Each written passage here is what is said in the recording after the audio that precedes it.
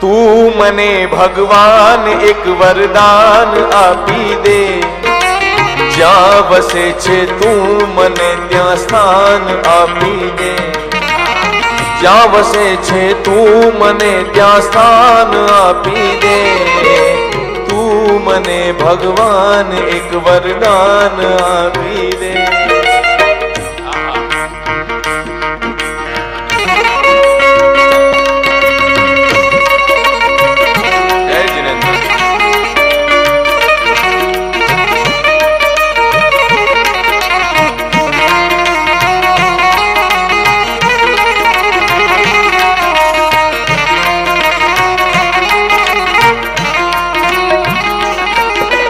હું જીવું છું એ જગતમાં જ્યાં નથી જીવન, જિંદગીનું નામ છે બસ બોજ ને બંધન, આખરી અવતારનું મંડાણ બાંધી દે, જ્યાં વસે છે તું મને ત્યાં સ્થાન આપી દે, તું મને ભગવાન એક વરદાન આપી દે, જ્યાં વસે છે તું મને ત્યાં સ્થાન આપી દે।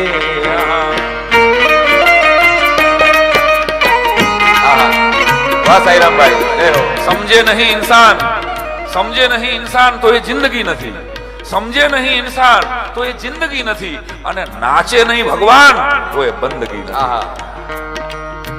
તમારી તાકાત એ હોવી જોઈએ। બહુ જૂનો દાખલો છે। એક ફકીર મુસલ્લો પાથરી અને નમાઝ પડતો હતો, એટલે એમાંથી મુસલ્લો પાથરીને નમાઝ પડતો હતો અને ઉપરથી આકાશમાંથી ફરિશ્તાઓનો અવાજ આવ્યો કે ફકીર તું રોજ 5-5 ટંકની નમાઝ પડે છે, પણ અલ્લાહ તાલા તારી નમાઝ મંજૂર નથી કરતા, અલ્લાહ તાલા તારી નમાઝ મંજૂર નથી કરતા। આટલું કીધું એટલે ફકીર ખડખડાટ હસવા માંડ્યો।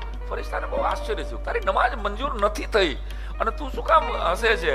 એટલે ઓલા ફકીરે કીધું કે હું 25 વર્ષથી નમાઝ પડું છું, એ અલ્લાહને ખબર તો છે ને, એનો જ રાજીપો હોય, બસ એને ખબર છે ને કે હું નમાઝ પડું છું। એમ દેરાસરે જાઓ, પાર્શ્વનાથ ભગવાનની સામે ઉભા રહ્યો કે તમારા ભગવાન મહાવીરની સામે, વોટેવર તમારી શ્રદ્ધા હોય એની સામે ઉભા રહ્યો, ત્યારે એ મને કાંઈ આપી દે, હું એમ ન વિચારતા સાહેબ, એકાદ અગરબત્તી કરી અને ભગવાનને એમ કહેજો કે આજના દિવસમાં હું કોકના આહુડા લૂછવાનો મને સમય મળે, એવો એકાદ ફોન આવે, એવી એકાદ જીવદયાનું કામ મને મળે, ભગવાન તો મારો જીવન સાર્થક। હા, આ ભૂમિમાં ખૂબ ગાજે પાપના પડઘમ, બેસુરી થઈ જાય મારી પુણ્યની સરગમ, દિલરુબાના તારનું ભંગાણ સાંધી દે, જ્યાં વસે છે તું મને સ્થાન આપી દે, તું મને ભગવાન એક વરદાન આપી દે, જ્યાં વસે છે તું મને ત્યાં સ્થાન આપી દે,